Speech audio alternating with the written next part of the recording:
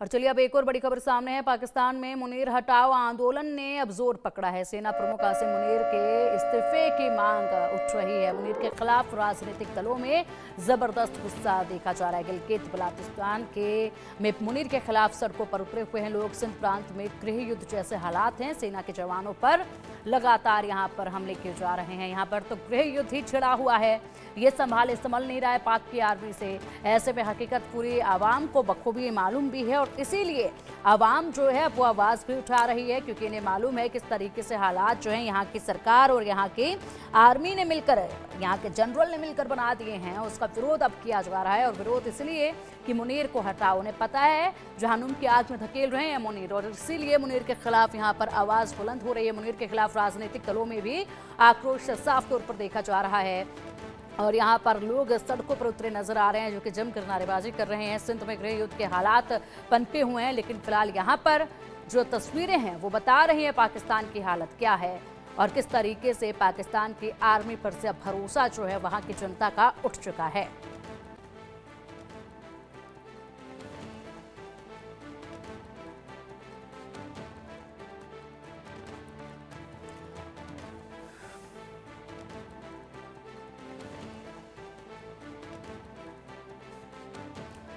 तो सिंध में गृह युद्ध जैसे हालात बने हुए हैं। लगातार पाक आर्मी चीफ के खिलाफ यहाँ पर आवाज़ उठने लगी है और अब जनता समझ चुकी है इनके आर्मी चीफ के पूरे खेल को, और ये बखूबी अब आवाम को पता है किस तरीके से पाकिस्तान को जहन्नुम में धकेल रहे हैं उनके आर्मी चीफ। और चलिए अब आपको बताते हैं पाक आर्मी चीफ कितने अमीर हैं। मुनीर अरबों की संपत्ति के मालिक हैं। घोषित संपत्ति उनकी 88,000 डॉलर से भी कुछ ज़्यादा की जो है वो बताई जा रही है, और इसी के साथ मुनीर की असली दौलत इससे कई गुना ज़्यादा बताई जा रही है। बता दें कि इसके अलावा मुनीर के कई सीक्रेट बिजनेस भी हैं। मुनीर के अरबों की संपत्ति का अनुमान लगाया गया है।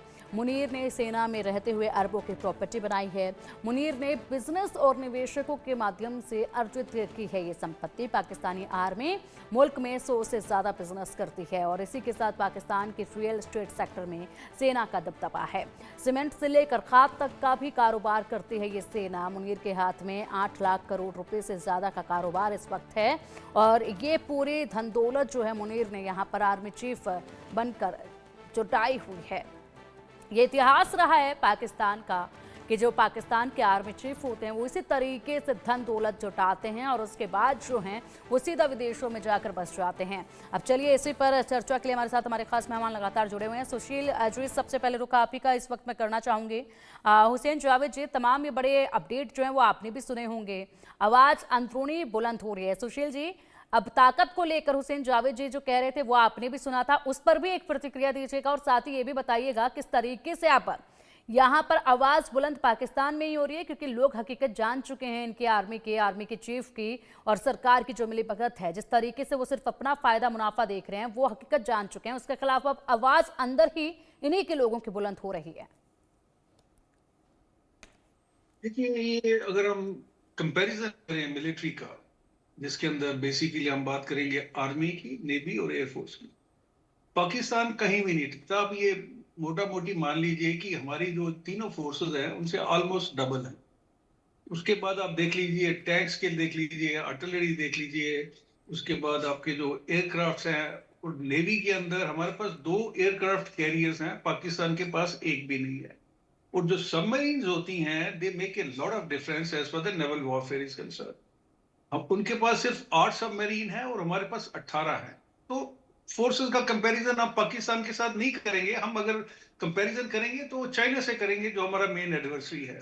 लेकिन अभी दूसरे तरीके से अगर आप ये जो बात कर रही है, देखिए मुनीर के लिए लड़ाई होनी बहुत जरूरी है, क्योंकि ये उसके सर्वाइवल का विषय है। अभी अगर लड़ाई नहीं होती, नवंबर में ये रिटायर हो रहे हैं, उसके बाद दूसरा जो चीफ आता है उसका स्टांस क्या है। लेकिन पाकिस्तान आर्मी की जो अहमियत है, इससे पहले भी जनरल बाजवा थे, ये वो इतने शक्तिशाली और करप्ट हैं कि ये जिसको चाहे उसको प्राइम मिनिस्टर ला सकते हैं, जिसको चाहे उसको हटा सकते हैं। ये आपने इमरान खान के केस में भी देखा होगा, अभी शहबाज शरीफ के केस में भी देखा होगा। जहां तक इंटरनल डिस्टर्बेंस का सवाल है, जनता बहुत मासूम होती है और जो पावरफुल होता है वो उसको एक्सप्लॉइट कर लेता है। इनके अंदर जो है आर्मी विद इन आर्मी इनके दो गुट बने हुए हैं। एक मुनीर को हटाने के फेवर में है और उसके लिए वो काम भी कर रहे हैं। कुछ न्यूज भी आ रही है, I don't know the authenticity. वो लोग कहते हैं कि 5,000 सोल्जर ने रिजाइन दे दिया है, उसमें 200-300 अफसर भी है। तो ये जो सारी चीजें कहीं ना कहीं तो कुछ होगा, क्योंकि तभी धुआं निकलता है।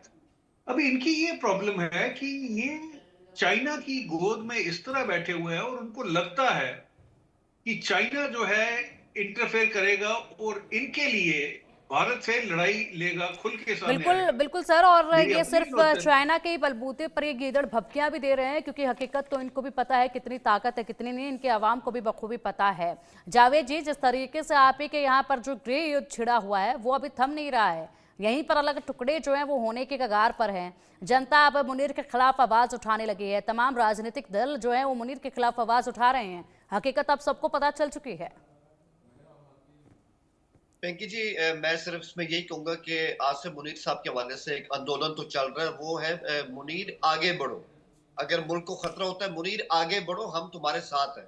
इस तरह का आंदोलन उनके हक में जरूर चल रहा है। इसका जवाब तो मैं यही दूंगा। 1 मिनट मुझे दीजिएगा सिर्फ आपसे मेरी, ये कि मैं आपको अप्रिशिएट करना चाहता हूँ कि जिस तरह आपने ट्रंप साहब की वो AI जो वीडियो भी सामने आपने उसको दिखाया और फिर आपने कहा भी कि हमने अपने तौर पे इसको देखा है तो ये फेक निकली, तो इस पर मैं आपको अप्रिशिएट करता हूँ।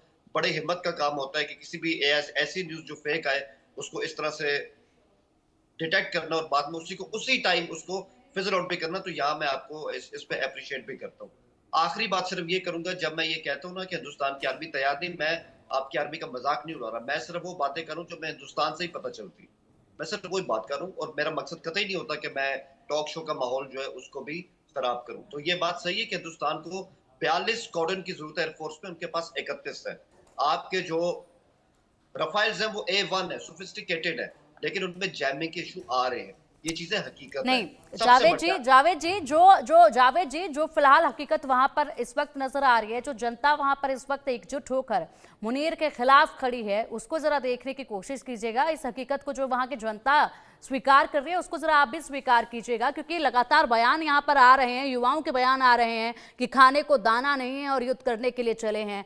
आर्मी जो है वो भाग जाती है, कहीं से भी मौका जब मिलता है तो आर्मी भाग खड़ी होती है। जबरदस्ती युवाओं को आर्मी में अब भरा जा रहा है, क्योंकि कमी इतनी खल रही है और आतंकियों की सुरक्षा में आपकी आर्मी जुटी हुई है। आवाम को खुद कह रही है कि अपना राशन पानी इकट्ठा कर लो, उनके हालात पर छोड़ने की तैयारी अभी से आपकी आर्मी की नजर आ रही है। उसके बाद आप इतने हिमायत कर रहे हैं। खैर, ये आपकी मजबूरी है, ये हम समझ सकते हैं।